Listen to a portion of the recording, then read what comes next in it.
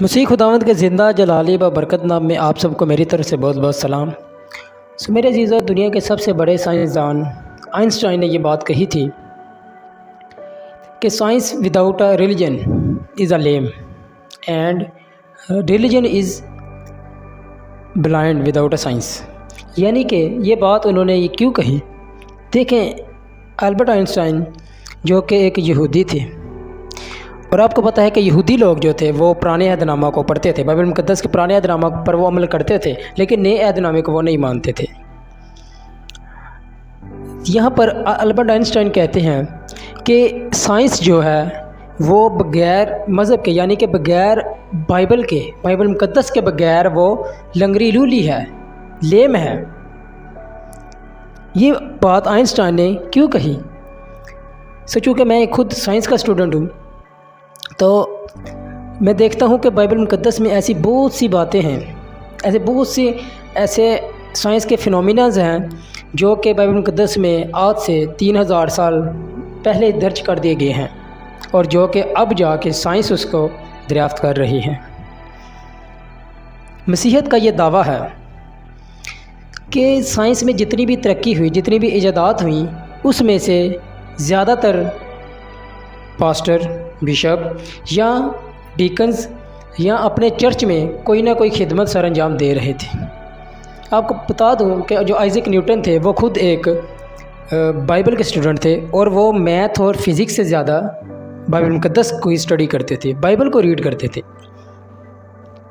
اور اسی طرح جو ہم دیکھتے ہیں کہ کیمسٹری میں اگر دیکھیں تو بوائلز لا جو جنہوں نے دیا، میکسویل دیکھے فزکس میں، اسی طرح مائیکل فیرڈے ہے، ایسے بہت سے جو ہے نا فزسٹ ہیں، سائنٹسٹ ہیں جو کہ چرچ میں کوئی نہ کوئی خدمت سر انجام دے رہے تھے، ڈیکنز تھے، ایونجلسٹ تھے۔ اس پہ میں کسی روز پھر جو ہے نا ڈیٹیل میں ویڈیو بناؤں گا کہ کون سے ایسے سائنٹسٹ تھے جو کہ ایونجلسٹ، پاسٹر یا بشپس یا چرچ میں اپنی خدمت سر انجام دے رہے تھے۔ آج میں جو سائنس کے فینومیناز پر بات کرنا چاہوں گا، جس کو ایجاد تو 16ویں صدی میں کیا گیا، لیکن بائبل مقدس میں وہ فینومیناز پہلے ہی بتا دیا گیا۔ جی ہاں، میں بات کرنا چاہتا ہوں برنارڈ پیلسی کے بارے میں۔ برنارڈ پیلسی جو کہ نیچرل سائنسز جو ہیں، انوائرمنٹل سائنسز ہیں، اسی طرح جیولوجی، جیوگرافی، اور ایون کہ ان میں سوشیولوجی میں بھی ان کا کافی کنٹریبیوشن ہے۔ برنارڈ پیلسی ہی وہ شخص ہے جس نے سب سے پہلے یہ بتایا کہ ارتھ پر 97% جو ہے وہ پانی ہے اور صرف 3% ہی خشکی ہے، اور اسی نے ہی سب سے پہلے واٹر سائیکل کو دریافت کیا۔ واٹر سائیکل جو کہ آبی چکر ہے، یعنی کہ واٹر سائیکل کہتے ہیں ہم کہ جب سورج کی روشنی سمندر پر پڑتی ہے تو سمندر سے جو نا کافی مقدار میں پانی جو نا اوپر کو اٹھتا ہے، جس کو سائنس میں ایواپوریشن کہتے ہیں۔ یہ ایواپوریشن کا پروسیس ہے، اور جب یہ بخارات اوپر اٹھتے ہیں تو پھر وہ جب بخارات وہ ٹھنڈے ہو جاتے ہیں، پھر وہ بادل کی شکل اختیار کر لیتے ہیں۔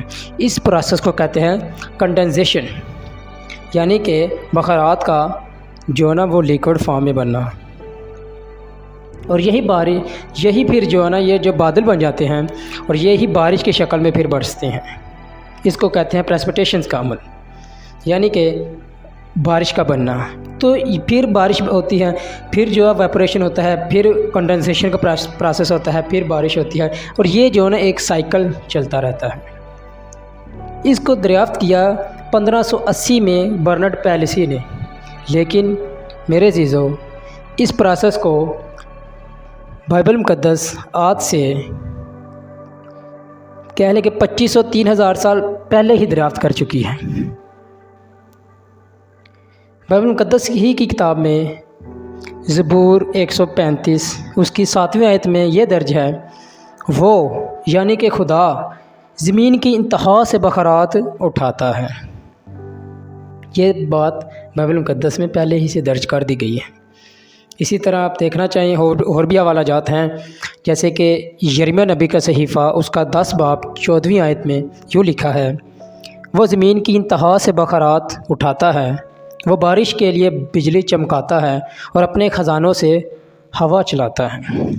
یہ بھی خدا کے بارے میں بات کہی گئی ہے۔ تو دیکھیں کیسے یہ اس بائبل مقدس کی یہ آیات بالکل واضح کرتی ہے واٹر سائیکل کے پروسیس کو۔ یہ جو سائنسی فینومیناز ہے اس کو بائبل مقدس کتنی خوبصورتی سے بیان کرتی ہے۔ اسی طرح ایوب نبی کی کتاب اس کا 36 باب 28ویں اور 27ویں آیت میں اگر دیکھیں تو یہاں پر لکھا ہے، کیونکہ وہ پانی کے قطروں کو اوپر کھینچتا ہے جو اسی کے بخرات سے می کی صورت میں ٹپکتے ہیں۔ اور اسی طرح ایک اور حوالہ جات دیکھیں، وہ ہے وائز کی کتاب 11واں باب 3 آیت۔ جب بادل پانی سے بڑے ہوتے ہیں تو زمین پر برس کر خالی ہوتے ہیں۔ میرے عزیزو، یہ آیات بائبل مقدس کی بتاتی ہیں کہ کس طرح جو نا واٹر سائیکل ہوتا ہے، کس طرح جو نا ایواپوریشن کا پروسیس ہوتا ہے، کیسے پھر وہ کنڈنسیشن کا پروسیس ہوتا ہے، پھر سے پریسپیٹیشن پروسیس ہوتا ہے، اور یہ واٹر سائیکل اس طرح ہی چلتا رہتا ہے۔ اس کو برنارڈ پیلیسی 1580 میں دریافت کرتے ہیں، لیکن بائبل مقدس میں آج سے ہزاروں سال پہلے ہی بتا دیا ہوا ہے۔ اور ایسے ہی بہت سے فینومیناز ہیں بائبل مقدس میں جو کہ پہلے ہی درج کر دی گئے، اور بائبل مقدس کی ریڈنگ، بائبل مقدس کو ریڈ کر کے ہی سائنس آج یہاں تک پہنچی ہے۔ یاد رکھیں، سائنس صرف چیزوں کو ایکسپلور کرتی ہے، وہ چیزوں کو پیدا نہیں کر سکتی۔ یہ چیزیں خدا نے تمام چیزیں کائنات میں پہلے ہی سے رکھ دی ہوئی ہیں، بس آج سائنس ان سے پردہ جو ہے نا، ان سے پردہ ہٹاتی ہے اور جو ہے نا اس فینومیناز کو ایکسپلین کرتی ہے۔ میرے عزیزو، لاسٹ پر میں یہی کہنا چاہوں گا کہ سائنس بغیر مذہب کے، بغیر بائبل مقدس کے کچھ بھی نہیں ہے۔